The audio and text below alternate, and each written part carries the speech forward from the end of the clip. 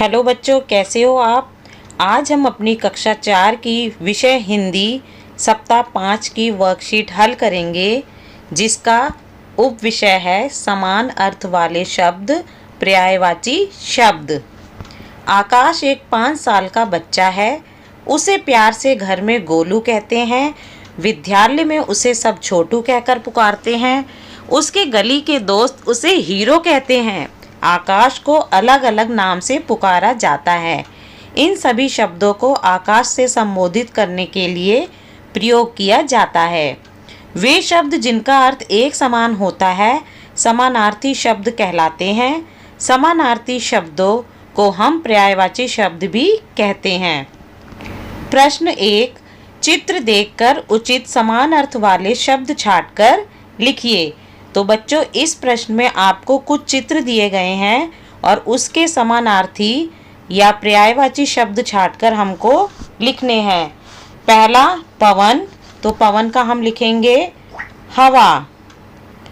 पानी, पानी का लिखेंगे जल। आँख, आँख का लिखेंगे नयन। कपड़ा, कपड़ा का लिखेंगे वस्त्र।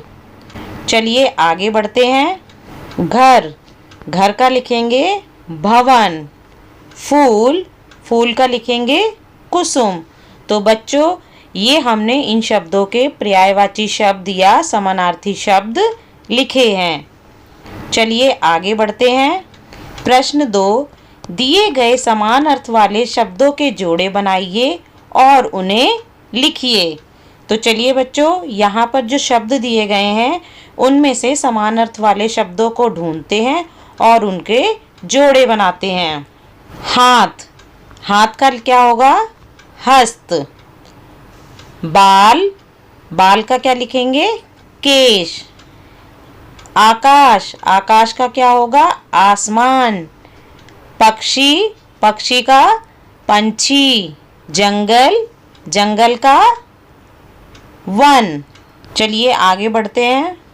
प्रश्न 3, रेखांकित शब्द का पर्यायवाची लिखकर वाक्य को फिर से लिखिए। तो बच्चों, हमें ऊपर कुछ पर्यायवाची शब्द दिए गए हैं जिन्हें सही वाक्य में लिखकर वाक्य को पूरा करना है। उदाहरण के लिए, पहला, पेड़ पर सुंदर फूल खिले हैं। यहाँ पेड़ का पर्यायवाची है वृक्ष, तो पेड़ की जगह हम वृक्ष लिखकर वाक्य को फिर से लिखेंगे। वृक्ष पर सुंदर फूल खिले हैं। दूसरा, राम और श्याम मित्र हैं। मित्र का पर्यायवाची होता है दोस्त, तो इस वाक्य को इस प्रकार लिखेंगे, राम और श्याम दोस्त हैं। तीसरा, आसमान में चांद चमक रहा है। चांद का पर्यायवाची होगा यहाँ चंद्रमा, तो इस वाक्य को इस प्रकार लिखेंगे, आसमान में चंद्रमा चमक रहा है। चौथा, चिड़ियाघर में बहुत सारे जानवर हैं। जानवर का पर्यायवाची पशु, तो इस वाक्य को इस प्रकार लिखेंगे, चिड़ियाघर में बहुत सारे पशु हैं। पांचवा, बालक मैदान में खेल रहा है। बालक का पर्यायवाची बच्चा, तो इस वाक्य को लिखेंगे, बच्चा मैदान में खेल रहा है। चलिए आगे बढ़ते हैं। प्रश्न 4, कोष्टक में से कौन सा शब्द रेखांकित शब्द पर्यायवाची नहीं है, गोला लगाइए। यहाँ पर हमें जो शब्द दिए गए हैं उनका जो पर्यायवाची नहीं है उन पर गोला लगाना है।